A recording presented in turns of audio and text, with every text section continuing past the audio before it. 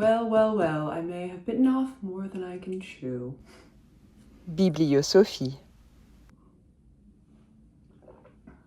Hello, hi, my name is Sophie. Welcome or welcome back. I'm going to talk about books, and specifically books that are hyped. Do I think they are worth the hype, or do I not? I asked you for recommendations, for your thoughts on what very hyped books, whatever that meant to you, you feel deserve the hype, and now I'm going to assess your answers based on my own opinions. How does that sound? First, a little bit of a disclaimer, because the premise of this video is not hard cut. What does it mean for a book to be hyped? What does it mean to live up to that hype? That is loose. What does it mean to me? What does it mean to you? How do our definitions overlap or not? So there's going to be, of course, some disagreement. I am going to categorize the books that I've read in the list of books that you have submitted to me into the not worth the hype and worth the hype category, but it's kind of a wishy-washy boundary. And I'm going to tell you already right now, absolutely none of the books that I've put in the not worth the hype category is not worth reading in some way. They are simply books that I just either didn't like or didn't like as much as other people seem to like. So if you read them, loved them, they changed your life, great, wonderful. They didn't change mine, or I was bored with them, or something or other. That's why I'm calling them not worth the hype. But this is not, of course, I think you can probably understand, a particularly objective or scientific thing. We're just going off of mood, okay? First up, I have a few books that I think are worth a reread. These are books I have previously read or I have read part of that I felt uncomfortable making a pronouncement about, because upon thinking about them, I realized, I actually don't really know how I feel about that book. First up in that list is Wuthering by Emily Brontë. I read this years ago when I was, I think, like 15, and I didn't really like it. So my memory of this book has been not worth the hype, but I wanted to reconsider that. So I'm actually currently rereading it right now. I will probably make a video about rereading this and maybe some others. Actually, let me know, based on maybe this video or others, what books you think I should reread or reconsider, because it's an interesting exercise. Spoiler alert, I'm probably thinking this one is worth the hype. It's the point of reconsidering your opinions. Next is The Great Gatsby by F. Scott Fitzgerald. I similarly have not read this one in years.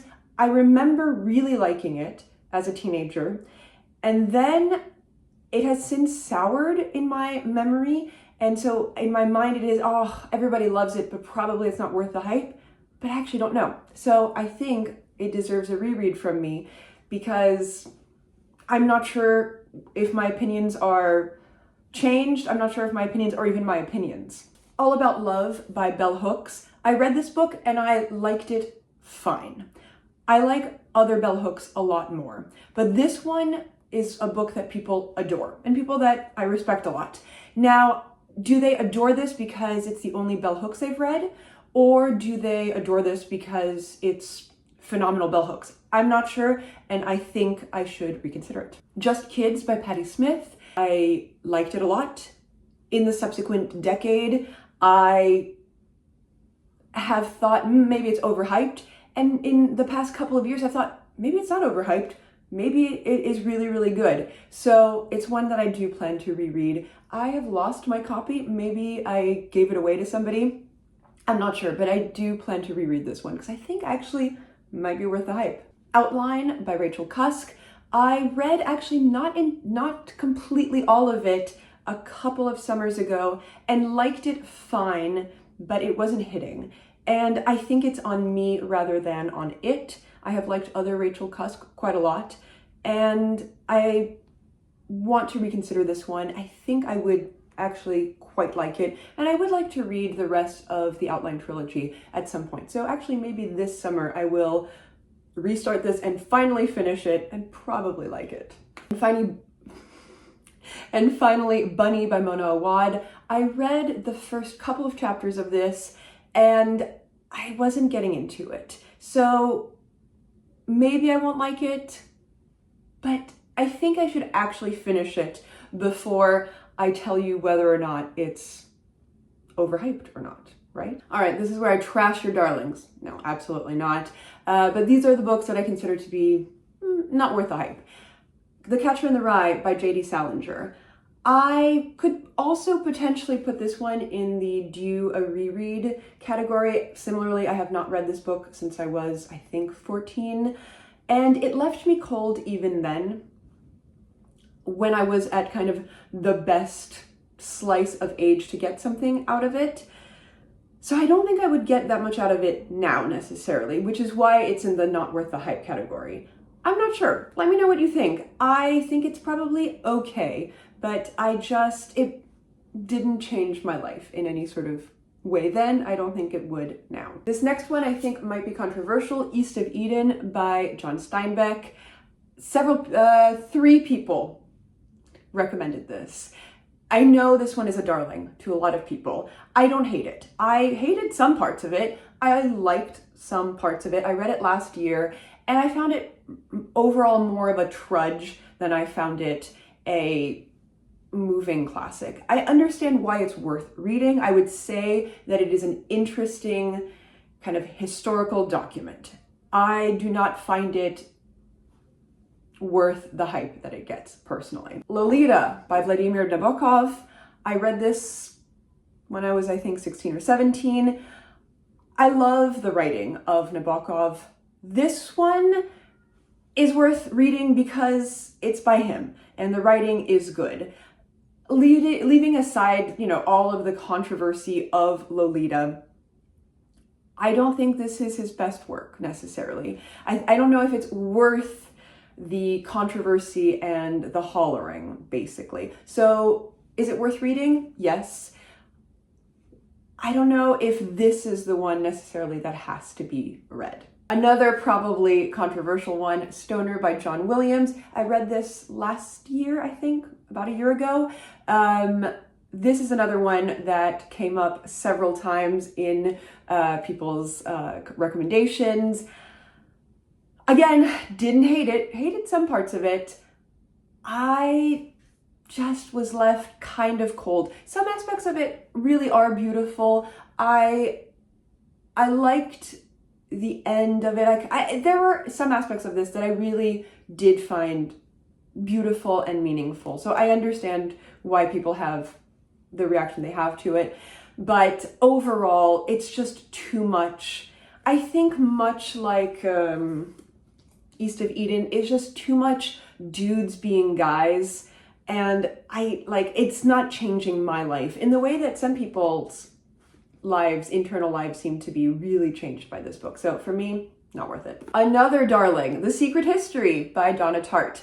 I read this book and gobbled it up as an 18-year-old, I think.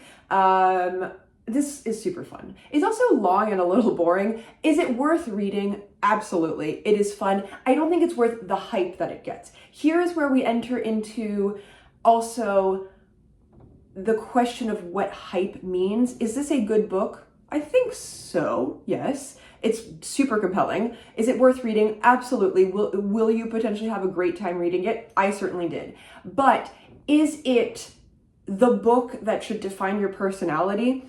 In my opinion, no. Maybe the question is also, should any one book define your personality? Potentially not, right? I think we have a sort of flattening of opinions and fandoms, and we have this sort of rabid fandom culture that arises around books and online discourse and, hot takes and tidbits of love or hate type of conversation around books means that we overly focus on this is amazing and everything about me is wrapped up in a certain book. And I think this book absolutely cannot live up to that type of rabid praise. None of these can, really. So I think that's what does this book a disservice. Is it readable? Absolutely.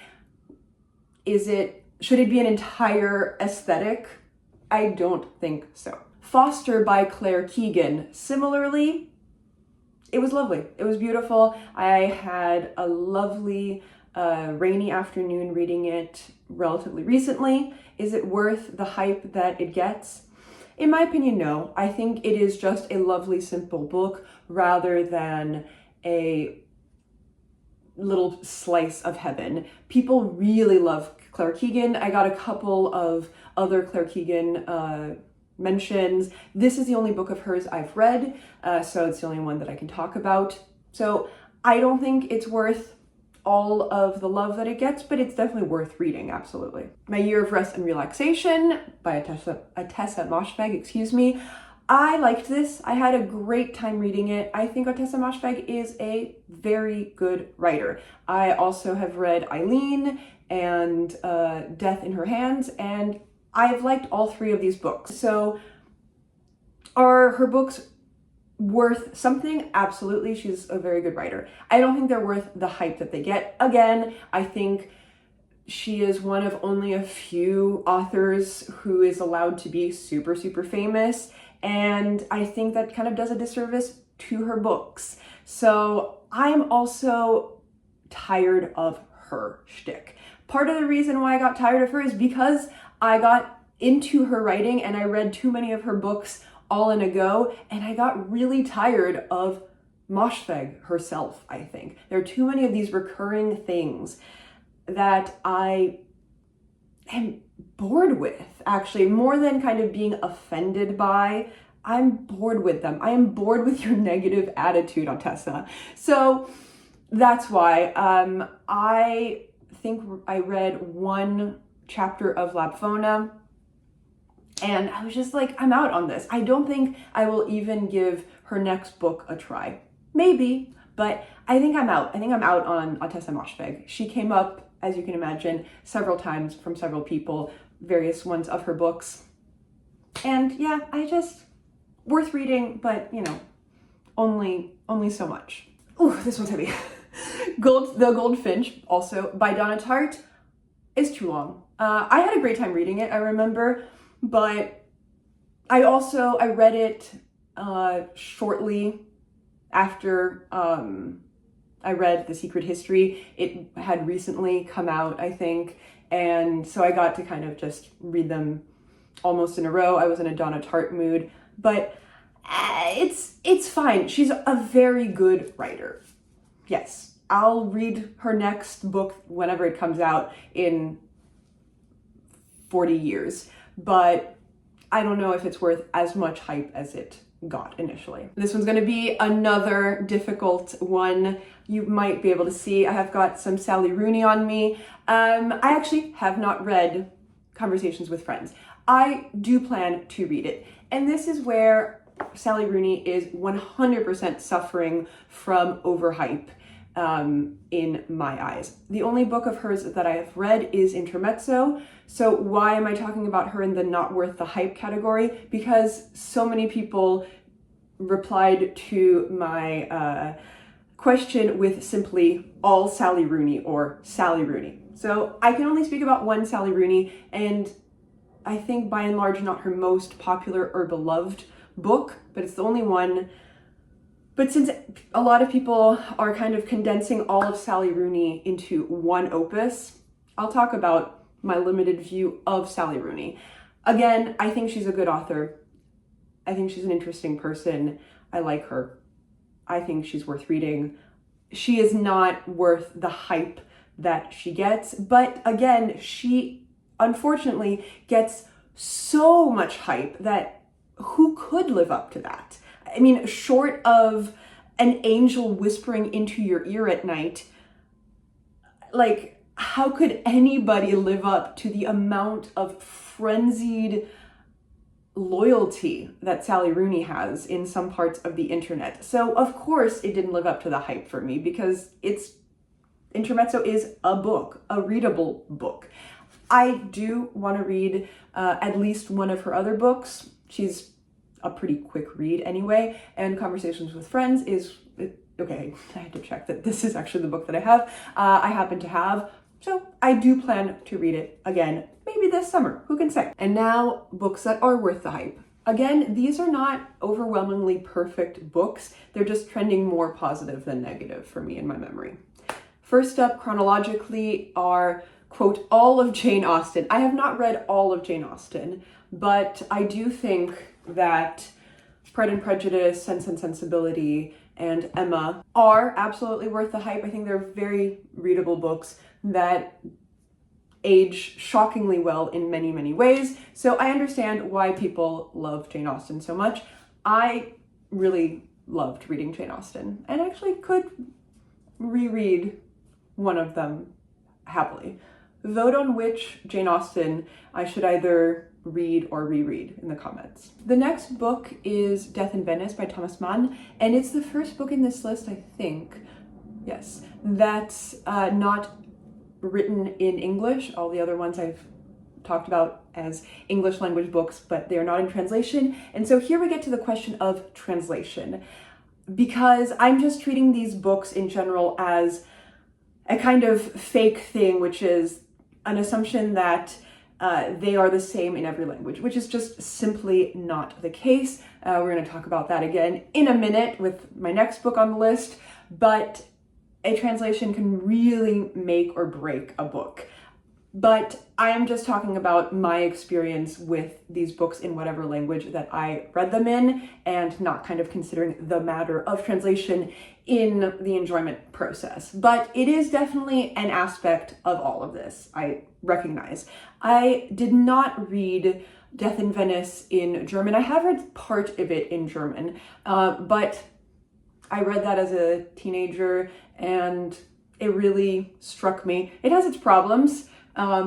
It's a troubling book, but yeah, it really hit me and has stuck with me since. Right, I promised we would talk about the question of translation. Next up is Swann's Way, the first of Marcel Proust's In Search of Lost Time. Yes, À la recherche du temps perdu. This is a book I've never read in English, and I know that it is difficult to translate into English, and I know that translation can be a thorny subject with it in particular.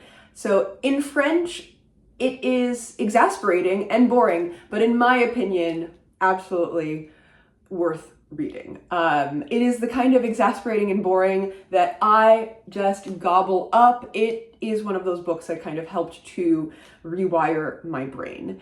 And so I think it's absolutely worth the hype. If you found it boring and obtuse, I can't even disagree with you on that one. I suggest you still just go with it, because it's about mood. It's a mood painting in so many ways. However, I cannot speak for what English translation to get if you're trying to read it in English or in any other language. The French hits, though. Edith Wharton, The Age of Innocence. I have not read this in a while, but I also remember really liking it and being struck by it. I recently read The House of Mirth a few months ago, and I wasn't as enamored with it, but yeah, The Age of Innocence is a really good historical novel, in my opinion. Speaking of exasperating and boring, Ulysses by James Joyce. Yes, believe it or not, I did read this. And yes, much like so many of these books, I read it in that beautiful time of life that is being a late teenager, when you just take on random shit for the fun of it. I loved this and also found it exasperating and boring, but I think it's worth the hype. I wanted to reread this 2 years ago for its 100-year anniversary, and I just couldn't make myself do it. I found it too daunting a task, but I would like to re-explore this. To the Lighthouse by Virginia Woolf. Virginia Woolf is not a perfect character by any stretch. I understand people who can't with her for one reason or another. I like To the Lighthouse. I read it recently and it worked on me. It really, I think it's a very interesting exercise. It's not dissimilar actually to the other kind of esoteric books from the teens and 20s that I have mentioned just now.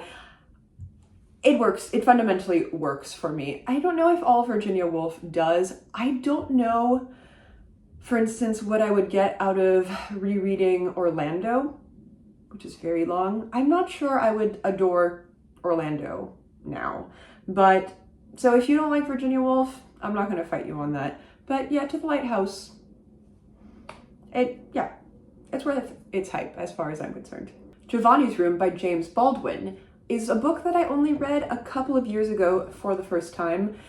It is a beloved classic, and I found it poignant and important. I will say, I think it's almost overhyped, actually. While thinking that it deserves a lot of hype, I think it might be overhyped because it has so much hype.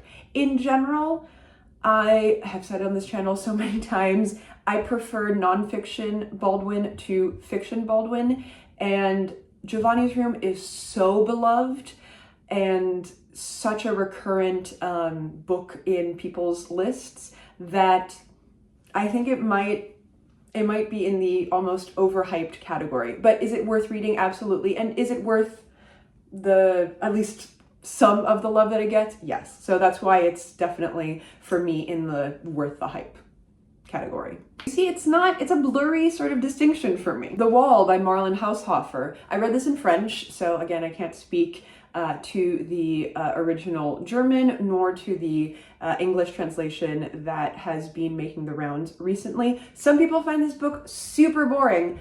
I found it beautiful. I thought it was worth the hype that it gets. This shows my personality. The hyped books that I like are the kind of meditative, ruminating, which is an appropriate thing for this book, if you know, you know, kind of goes nowhere and contemplates what being a human is type of book. And that says a lot about me.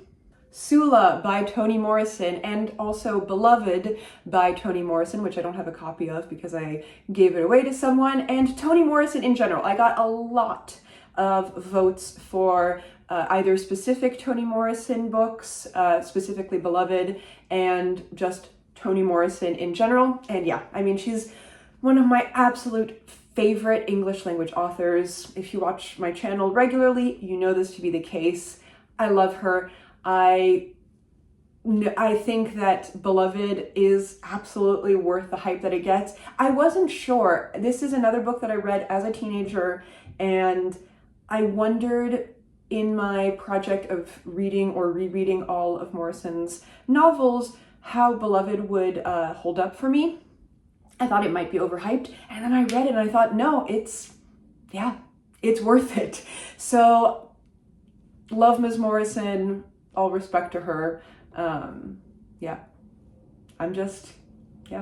a fan. We're moving on to the final little pile. The Door by Magda Sabo. I read it in English. I have read it twice in the past couple of years. Sabo is one of my favorite authors of all time. This is one of my favorite books of all time, and some of her other books as well. I bloody love this book. So yeah, I think it's absolutely worth the hype that it gets. It's magnificent, and I recommend it to you all. A Confederacy of Dunces by John Kennedy Toole. I haven't read this book in a long time, so I wondered if I could actually make a judgment call about it, but I remember feeling quite positively about it. This is very much a cult book. It's the only book of an author who died quite young, and I think who got the Pulitzer Prize after his death. I don't know if that's possible with the Pulitzer. But so it's sort of this cult object, and as such gets a lot of hype, but I remember really liking it. The Unbearable Lightness of Being by Milan Kundera. This is a book I loved as a teenager. I read it for school. I remember a paper that I wrote about it and Beethoven's late string quartets, and it just activated something in me. So I don't know if it would have the same effect on me now, but this is definitely one of those books that as a younger reader, I just fell in love with and kind of activated this love for a type of reading in me. What J.D. Salinger did not do for me Kundera did. And this one is one that I do want to reconsider. I have some vague plans to maybe reread this soon. I Who Have Never Known Men. This one was making the rounds last year. I read it in French, Moi qui n'ai pas connu les hommes, so I can't speak to the English translation, but I have to assume it's really good because people were adoring it, and I discovered it along with actually English language booktube. I did not know this Belgian book, and I loved it. It made my best books of the year 2024 list. Another meditative book that really, really worked on me. So I get the hype. This one was also mentioned. This one was mentioned 5 times by people, but yeah, I'm with you. The Year of Magical Thinking by Joan Didion. I don't really like Joan Didion that much conceptually. This is not an informed opinion by and large because I have not read that much Joan Didion. So this is an allergy. I will absolutely admit it. I am put off because ooh, my door is opening. It's the ghost of Joan Didion come to haunt me. Okay. Wow, that sidetracked me. I can't quite give Joan Didion a fair shake because she is so beloved by a certain type of young white cool girl on the internet that I'm a little suspicious. However, she be writing well, and The Year of Magical Thinking is a beautiful book, and that's kind of all I have to say about that. So yes, I think it lives up to the hype. Most chaotic review ever. White Teeth by Zadie Smith. I love this book. This is another book that I read as a teenager, and it introduced me to the concept of contemporary fiction, basically.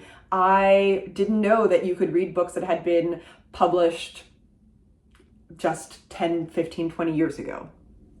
So it was an important part in my reading development. I have not reread it in a while. I think it's really good, but it's a little bit of a remembered love that makes it one of my favorite books. I have complicated feelings about Zadie Smith. I have liked her other books, some of her other books a lot as well. I think she is aging not so well. She is becoming kind of a centrist, comfortable academic. And so I don't love the public figure who is Zadie Smith, and it is definitely coloring my vision of her as a writer as well to a certain extent. I'm not super interested in reading current Zadie Smith. So White Teeth remains, I think, worth its hype. I've recommended it on this channel, but I have kind of a complicated relationship. White Teeth came up as a recommendation, and then also all of Zadie Smith. And I can't say that all of Zadie Smith is worth the hype. I will say that White Teeth is. Drive Your Plow Over the Bones of the Dead by Olga Tokarczuk. This is another one that came up several times. I have a copy of it. I don't know where it is. I couldn't find it. Maybe I lent it to someone. I read it a couple of years ago, and yeah, I really liked it. Rather, I hated every character in it. It's such a deeply unpleasant world, but in a way that's compelling, interesting, important. So I think it's absolutely worth the hype. It's currently getting quite a lot of hype, so I think that's also why it was mentioned so many times in the recommendations from people. But for me, it really works. The Neapolitan novels by Elena Ferrante. I have read all 4 of them in various languages, Italian, French, and English. This came up so many different times in your recommendation. So this was a recurrent, actually, this is the one that was mentioned the most. And yeah, they're beautiful. I think they're absolutely worth the hype. I think it was picked as the best book of the 21st century, or one of them was. Right, that's the one that made it in for New York Times. Check my facts, but I know that recently it did very well in some best of list. Is it the best book of the 21st century or best series of books? I don't know, but it is worth the hype. It is really, yeah. I think they're magnificent portraits of time and place and social situations, interpersonal relationships. Yeah, they're great. Hurricane Season by Fernanda Melchor. This was another tough read, much like Tartt, but it's very much worth reading. It's a tough read kind of both physically because there is just blocks and blocks and blocks of text. Yeah, it's just uninterrupted blocks of text. And also the subject matter is really, really rough, but it's good. It's really worth reading. I want to read more Melchor. This is the only one of hers which I have read, but I want to read her other. The English Understandable by Helen DeWitt. This is a super slim novella. It's probably also not that hyped in the world at large, but in a certain circle of YouTube, definitely people were reading it quite a lot when it came out a couple of years ago. And I was shocked to find out that it actually is wonderful. I really loved it. I wasn't super into it for the first maybe 10 pages. And then I got really, really into it and I highly recommend it. It's a great read. And finally, All Fours by Miranda July. You were probably able to read it on the table next to me. This is polarizing. It has gotten so much praise, so much awards love and review love. And then also some people really do not get the hype. I'm in the camp, I guess, of loving it. It made it into my favorite books of 2024 list. For me, it really, really works. It's a really interesting portrait. I don't like Miranda July's other books, actually. I have not been able to finish them. So it's not like I'm a July super fan, but this one really worked on me. Voila! That's it. Those are quite a lot of books to talk about. I didn't mention the books that I haven't read. I also have, I think, something like 30 books recommended by people that I've never read before. At some point, I would like to maybe talk about those. I might make a video in the future about reading some books recommended by people. So stay tuned for that at some unknown future date, because I want to use those recommendations. Give me some more in the comments. What are your feelings on hyped books? What is a hyped book even? What books do you think deserve their hype? Do you agree with my assessment of the ones that I have read and have assessed? Thanks for watching. I'll see you in the next one. Bye.